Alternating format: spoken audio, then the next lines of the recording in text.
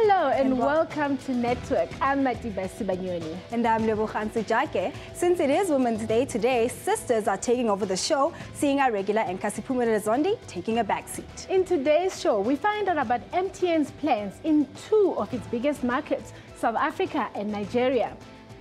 Lebogang Sejake will also let us know on the latest trending topics. Also, our discussion in studio this evening is on African women in technology. Joining us is Google Africa's Mich Atagana to chat to us about that. Remember that we are live, so find us on SABC Network on Facebook, Twitter and Instagram. And you can also email us at news@network.co.za. Lebo will let us now in on the latest technology and media news.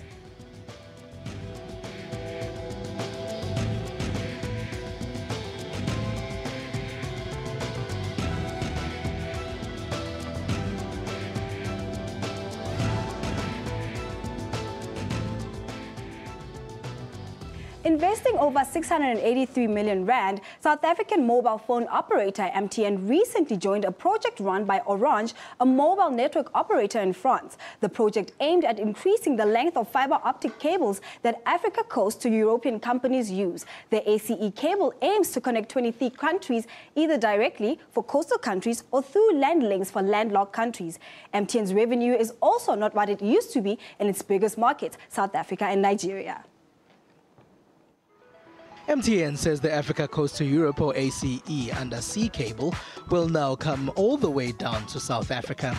MTN recently joined the project and has plowed close to 700 million rand into it.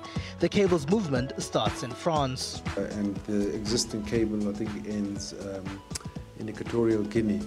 So we've had negotiations and have agreements that the cable is to be extended from, I think it's Equatorial Guinea, to Cape Town, and so we are now part of the consortium. The cable expands broadband internet access in Africa. It connects 23 countries and covers about 17,000 kilometers.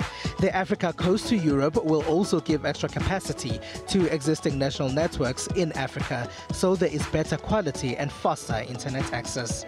The project is currently run by French telecommunications company Orange. This has been announced by MTN as it revealed that its subscribers have increased in Nigeria, with the company's revenue in the country down 9%. It's also losing some subscribers to another mobile network operator, Teleset.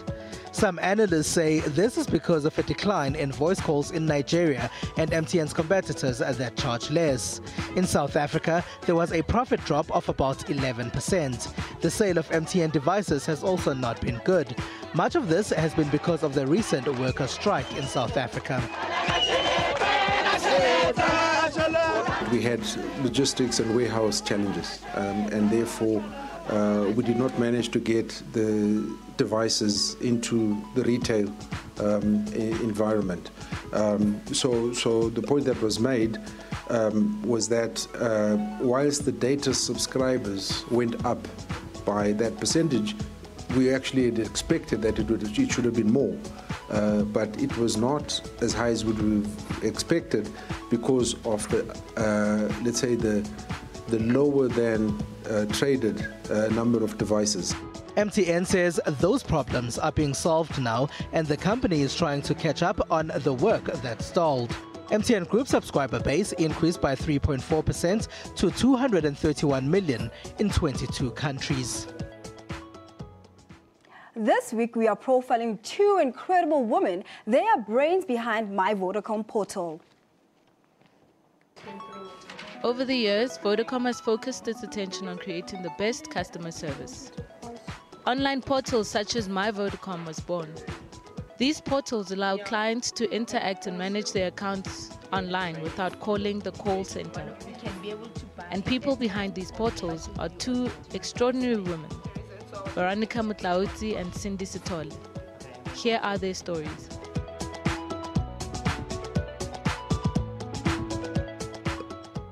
I wasn't sure what I would do post my matric.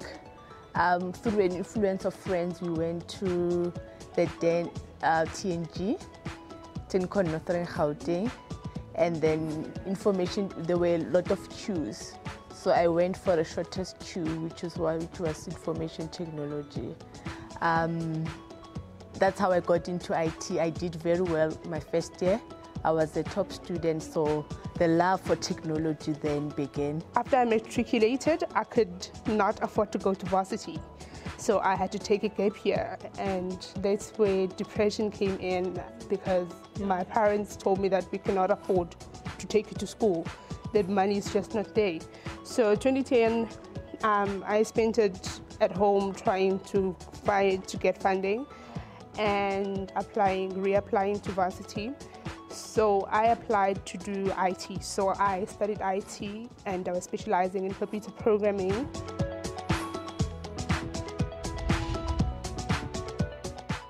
Went and did BTech in information technology with Central University of Technology in Bloemfontein.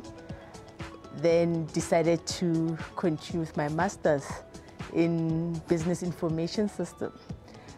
And through my manager then at Sasol, they put me through a program with the Gordon Institute of Business Science, GIBS, to do my PDBA, Postgraduate Diploma in Business Administration. I work in the customer experience continuous improvement office, so we're looking at improving our experience for our customers and ensuring that our customers are happy with us.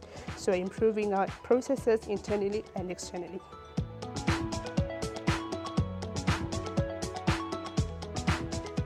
I was a lead architect for account origination and maintenance. I did very well, then I got an award as one of the top achievers. And because I was a specialist as well, technical specialist, very senior technical specialist.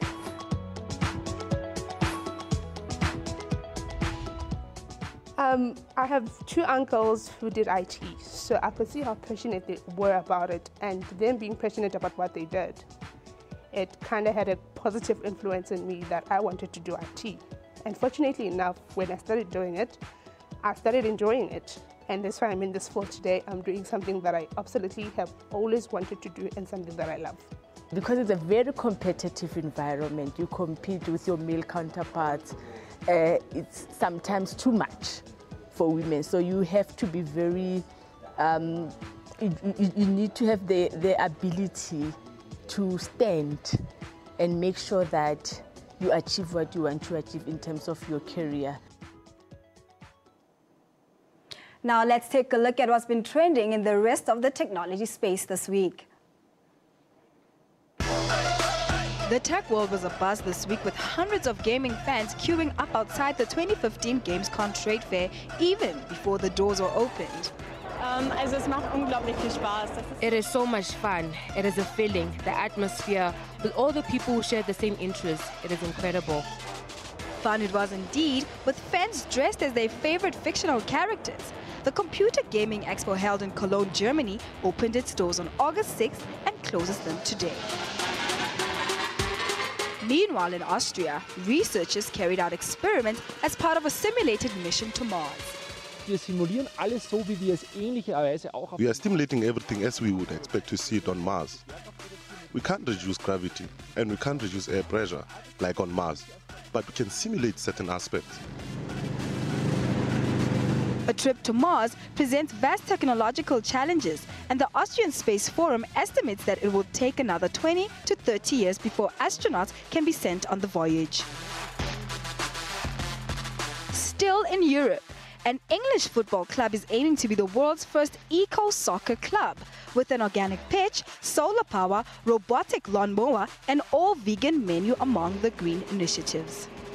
We thought, well, do you know what we can do with this is actually bring our message to a new world, the world of football, relatively untouched by eco stuff. Our work is on the issues of energy, transport and food, and within football you find that like a stick of rock written through the middle. So we decided to dive in, rescue the club, create the greenest football club perhaps in the world. Based in Cotswold in the southwest of England, Forest Green Rovers are a team eager to try and win promotion from English soccer's lower divisions. While that ambition remains to be fulfilled, they may have already achieved a difference that puts much bigger teams to shame to be the greenest soccer club in the world. After the break, I'll be handing the baton over to Matiba, who will be chatting about the technology landscape for women in Africa with Google's Mich Atagana. Stay tuned.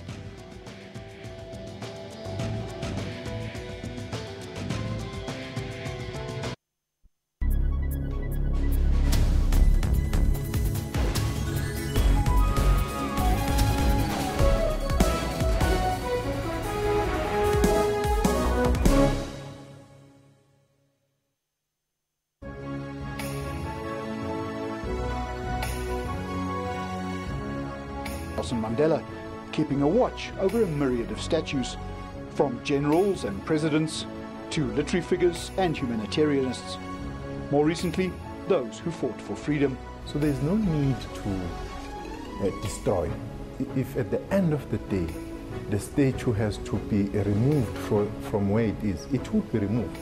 President Jacob Zuma and his counterparts will witness the signing of a number of bilateral trade and investment agreements. Campaigns to eradicate racial discrimination and hostility succeeded. The nation now rallies behind President Paul Kagame.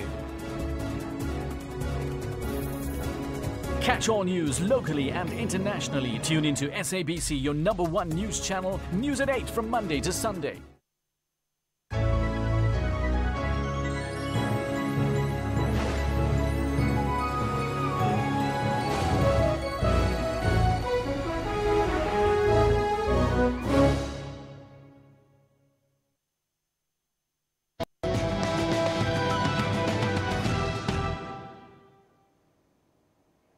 Now, African women have been at the forefront of technology innovation. Here are some tech innovation from Kenya and women in Kenya. Having grown up in poverty, Dr. Getau felt that her studies would amount to naught if she did not assist her people. So, in 2008, for her PhD research, she turned to Kalecha in Cape Town. Enrolling 45 women, she sought to understand how poor women in urban areas use their mobile phones. She trained them on basic internet use, showing them how to search for work opportunities online. For her, the defining moment came when a lady in the township found a job that she needed to apply for. We typed the whole CV on her mobile phone, on a small, QWERTY Nokia phone. And so Meli was born. Meli is a Nguni word for mediator. It is a mobile jobs and community portal currently for use by young people based in South Africa to seek job opportunities in the country. It connects people to opportunities. It's not about connecting people to just jobs. It's hope. And sometimes people need just hope. The 4 young women are not afraid to sit at the table. Their decisions are impacting the lives of younger women from poor backgrounds who would have never thought of a career in technology. Meet the founders of Akira Chicks. Akira is Japanese for energy and intelligence. Their energy and intelligence goes way back. We're a class of maybe about 100 people and 15 girls. So, it'd be one girl, a sea of men around you, one girl, a sea of men around you. And to me, that was a little weird. We graduated 2 girls, and it's because we fought to the end. The journey of getting into Akira Chicks actually starts on my first day of campus. So there were only 5 girls in a class of around 50, and for me that was the first realization that there are very few men in tech. I set out to do this. I didn't think about it being a boys' field, but then when you come in you realize, oh, actually people take it as a boys' field. After leaving university, they met at the iHub, an open space for technology and innovation located in Nairobi. Again, the story repeated itself. The men outnumbered the women. This time, they knew better than to watch. They took action. And it was just a small gathering of us thinking, oh, we can use our laptops to train young girls. In 2010, they started training young people, both boys and girls, on basic computer skills out of a bus. Despite the challenges, they managed to graduate their first mentorship class. In 2011, they dreamt bigger. They set up a space next to where their careers started, enrolling the first class of girls from disadvantaged backgrounds. A day at the Taskwetu offices. At the helm of the staff table is 22-year-old Leila Khalif. Leila is one of the co-founders as well as the chief executive officer of the startup, an online errands platform targeting diaspora Kenyans. Leila is an international relations graduate. She stumbled on technology last year when she decided to start the business. I used to always look for ways to make extra money from school to, so I have that extra pocket money with me. So in primary, I used to sell candy. In high school, I used to sell also chocolates and, maybe success cards and stuff like that. Then in university, I got into baking. Taskwetu loosely translates to task it to us. Using the platform, a client is able to delegate and track from their computers any errand tasked to the company. Since inception in August last year, they have carried out hundreds of tasks. Now, joining us in studio now to talk about the technology landscape for women in Africa is Mich from Google Africa. Hello, Mich, and thanks for being a part of our network. Thank you for having me. Always good to come in studio. It's Women's Day. Have you been peppered today? Well, today I've kind of mostly just done some work and slept, and I ate cake. I think. At least you got a day off. And I got to eat cake. Yes, let's talk about technology and African women. Are African women getting into technology as much as international women? What's the landscape compared to other countries? Well, I think women in Africa are definitely getting more and more into technology, and a lot of people are pulling together to make sure that happens. So you have some great entrepreneurs around the continent who are building technology businesses. And I see you guys had Akira Chicks earlier, and they're doing some great work for women in Kenya. And you've got the She Leads program in Nigeria that's also expanding to the rest of the continent, and they're doing some amazing work for women as well. So definitely a lot more African women are getting into technology. It's not as easy as maybe some other parts of the world, but they're still doing it. And I think it's much better than it was 10 years ago. Exactly. So we see a lot of these stories coming from out of South Africa with women starting businesses, blogs, where they sell products that they create at home and then they go online and sell it to the rest of the world. Is that trend coming into South Africa? Oh, yes, obviously. So there's a really great company out of Cape Town called Mzansi Store. It's started by this amazing woman, Deirdre, and she gets a bunch of local women around Cape Town and the Western Cape to create things and make things and sell them online. And there's a really cool program for women who take recycled Coke cans and they make necklaces out of it. And they're these beautiful jewelry they put together. And it's not just her. You've got companies like Baza who are also helping empower people online. And lots of different people are building different kinds of companies online. Great. So research shows that women are very great at adapting new technologies. But the question is, are women behind the technologies that we use as consumers? Because a lot of people who are in jobs and women who are in jobs in technology and women. And is that changing in any time soon? Because statistics show that a lot of women aren't in technology professions. Is that changing anytime soon? Well, it depends what you describe as a technology profession. Mm-hmm. So in the future, every single company will be a technology company. They have no choice. And there are a lot of women in these companies already. And statistics also show that companies that have women in their leadership actually make more money. They do better in the stock exchange, and they actually just grow better. And there are a lot of women that are behind a lot of some of the cool innovations. There are a lot of women that are running interesting companies. You find sometimes that the CEO or the man is always in front of the PR machine, but a lot of the times there are also other women behind the scenes who are helping create some of these great technologies. Great. You work for Google, and Google recently released its diversity report, which showed that only 30% of its workforce are women. Has that changed since a few months ago, and is Google doing anything to improve the numbers? Well, at Google, the company's always working really hard to make sure that diversity is addressed and that there are a lot more women that are building and creating and joining the company. We actually have a program that's just dedicated to helping women grow within their career and help them into leadership and help encourage them and give them courses that they want to use. So definitely, it's a huge issue for a lot of companies, just making sure that their diversity counts are on par. And Google's one of the companies that's constantly working on that. And as a woman that works at Google, I completely enjoy it, and I feel so empowered at Google. I think people, when I walk into a room to a meeting, or people see Mich has walked in and she has opinions and we should listen, and vice versa. So Okay, and if you listen to the news today, for example, it's Women's Day, and it's so depressing how the stats keep going down. There's a lot of programs going on in the grassroots where people are trying to bring young girls into technology. What do you think government and corporate should be doing to bring more women into the industry? Because I remember when I was in school, girls were encouraged to take like home economics, while boys were encouraged to take sciences and technology. And I can imagine that makes it harder when you come into university and trying to get into the industry.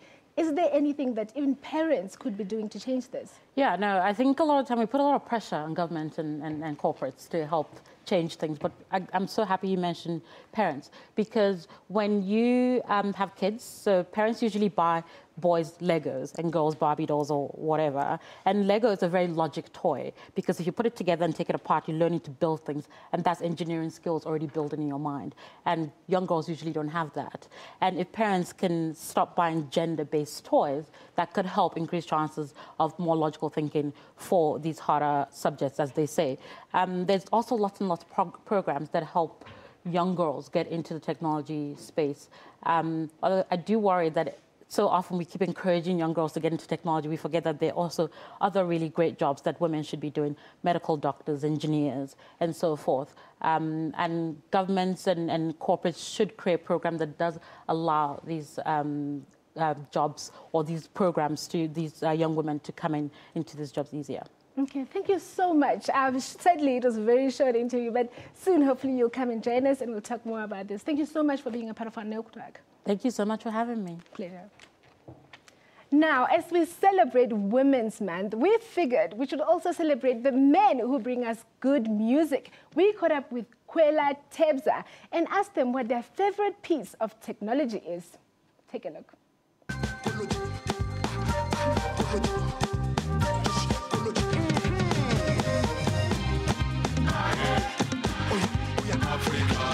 Hi, we're Kwela Tebza, a band from South Africa, and we're about to take you through our favorite gadget. Samsung S6. Thank you, brother. It's got the coolest features. I mean, just for the space, the storage.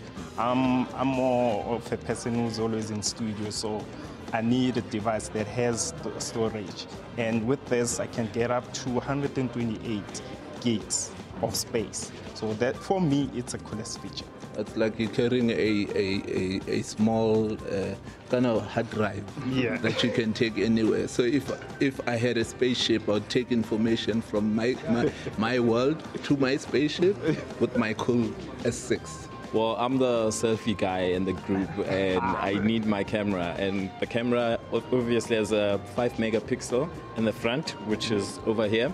And over at the back, we've got 16 megapixels, which is really, really high, and it gives you good quality pictures.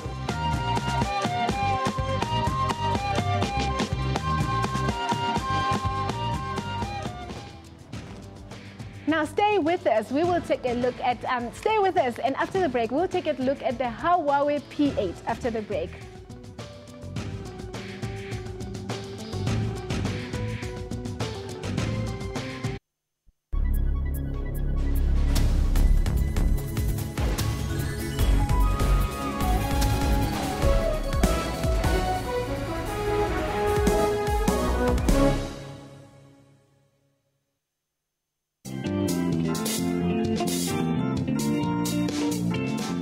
Dudu had always been around boys from a very young age. I've always been a girl who wants to intimidate boys. I want to do things that men can do. With education, it was the key. It was the first thing that I needed to do. I got an opportunity to go work overseas. Atagana and Kimberell as well, where she trained me on my vocal exercises and whatever. And I thought, this is your passion and this is what you need to do. Join me, Pule Mulebati, on your show about those who take on and conquer life's challenges every Saturday at 5:30.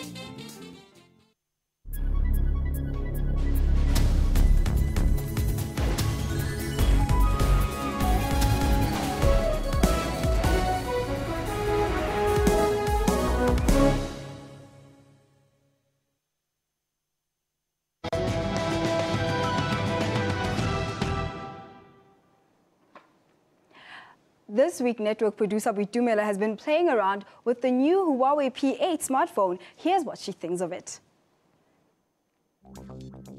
When I'm shopping for a phone, the first thing that catches my attention is the outside look. And that's what the P8 packaging did. It felt like I was unwrapping an expensive gift on Christmas morning.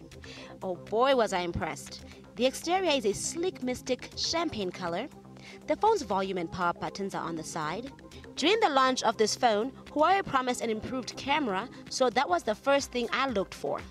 It's a 13-megapixel camera. The video shown here is from the gadget, so I guess it's safe to say that you can be the judge for yourself. It has a pre-installed time-lapse, so for me, that was a bonus. Google apps come pre-installed, as is the case in most Android devices. The P8 uses Android 5.0.2, which promises a smooth ride. The more than a day life battery promise is a plus if it is reality. The phone runs on 3GB RAM and has internal memory of 16GB. There is little I don't like about this phone. If you ask me, it's a keeper.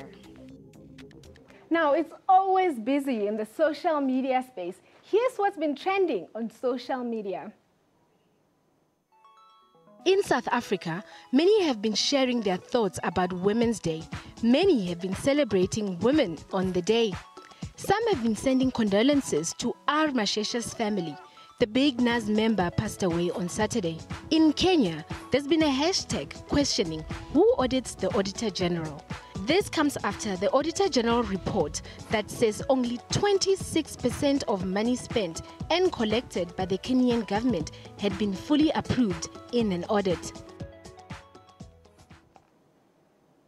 Well, that's it from us this week. Remember, watinta bafazi, watinti mbogoto. That's true, Lebo.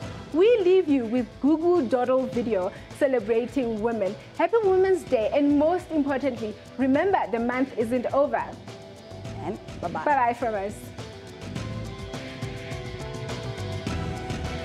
I was one beneath the Oklahoma sun, and from that day I started taking my own route. I learned to read when I was 2, and I believed it all was true. Too young to fill my mind with questions and with doubt. I made my first friend when I was 3, but by 4 he moved away so very far from me. At 5 I wondered why people live and people die.